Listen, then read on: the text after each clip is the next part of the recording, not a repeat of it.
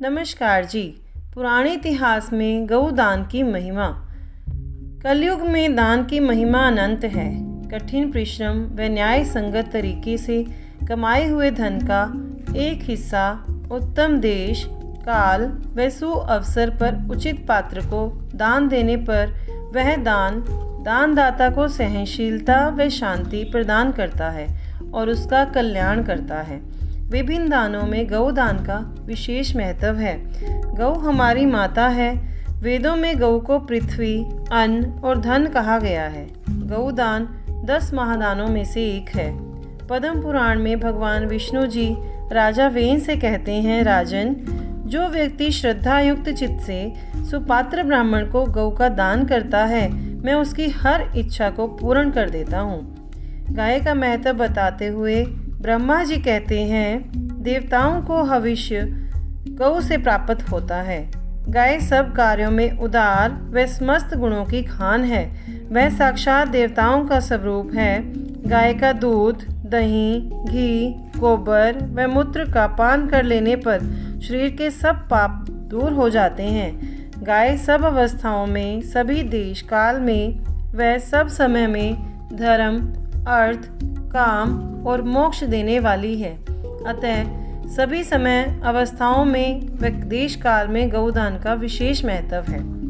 गरुड़ पुराण में भगवान विष्णु जी कहते हैं, हे गरुड़, अग्नि का पुत्र स्वर्ण है, पृथ्वी विष्णु पुत्री वैष्णवी है तथा गाय सूर्य पुत्री है। अतः जो व्यक्ति स्वर्ण, गौ व पृथ्वी का दान करता है, उसने मानो त्रिलोक का दान कर दिया। गौ, पृथ्वी और विद्या तीनों के दान को अतिदान कहा है। श्री कृष्ण जी कहते हैं, हे खगराज, गौ का दूध अमृत है, इसलिए जो मनुष्य दूध देने वाली गौ का दान देता है वह अमृतत्व को प्राप्त करता है।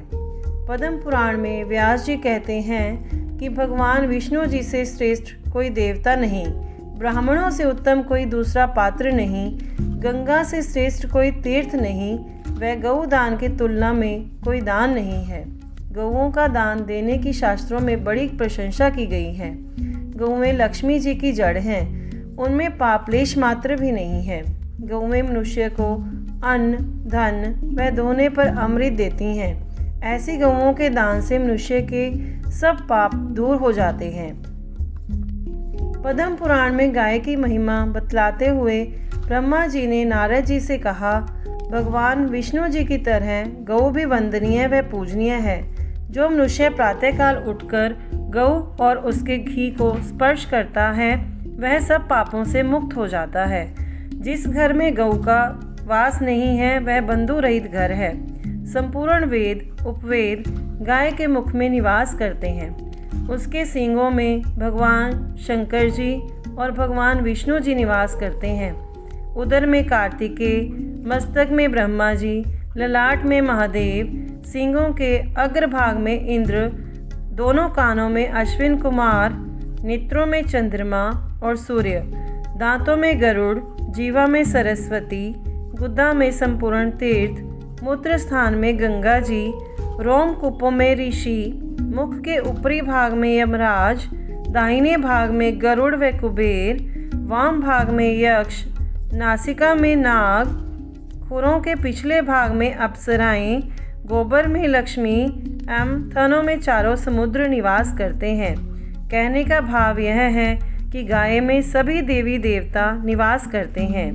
शुकदेव जी द्वारा पूछे जाने पर श्री वेद व्यास जी ने कहा, गौवें परम पावन, पवित्र और पुण्य स्वरूपा हैं। उन्हें ब्राह्मणों को दान देने से मनुष्य स्वर्ग में सुख भोगता है, वह गौलोक में जाता है। महाराजा मांधाता, ययाति और नहुष 1.25 लाख गौओं का प्रतिदिन दान करते थे। गौ दान का महत्व बताते हुए महाभारत में भीष्म जी महाराज युधिष्ठिर से कहते हैं कि जो व्यक्ति अपनी पैतृक संपत्ति से प्राप्त हुए धन से गौएं खरीदकर दान करता है वह अक्षय लोगों को प्राप्त करता है। जो व्यक्ति दान में ली हुई गौओं को फिर दान दे देता है उसे भी अक्षय लोकों की प्राप्ति होती है। जो व्यक्ति पवित्र मन से, सत्य से निष्ठा रखकर गौ का दान करता है उसे राजसूय यज्ञ के अनुष्ठान का फल प्राप्त होता है। और जो व्यक्ति एक समय में भोजन करके दूसरे समय के भोजन द्वारा बचे हुए धन से गऊ खरीदकर दान करता है, वह गऊ के रोए जितने गोदान का फल प्राप्त करता है। अब प्रश्न आता है कि गौदान कैसे पात्र को देना चाहिए। कठिन परिश्रम व न्यायपूर्वक अर्जित किए हुए धन का अथवा गऊ का दान उत्तम देश, काल व उचित पात्र का विचार करके करना चाहिए। महाभारत में महाराज युधिष्ठिर के पूछने पर कि दान किस व्यक्ति को देना चाहिए, महर्षि मार्कंडेय जी कहते हैं, राजन, जो संपूर्ण शास्त्रों का विद्वान हो, वह अपने को तथा दाता को ताड़ने की शक्ति रखता हो, ऐसे विद्वान ब्राह्मण को गाय दान देनी चाहिए। जिनसे अपना कोई उपकार न होता हो, ऐसे ब्राह्मण को गाय दान करनी चाहिए। एक गाय एक ही व्यक्ति को दान में देनी चाहिए। इसके बाद प्रश्न आता है कि हमें कैसी गाय दान में देनी चाहिए।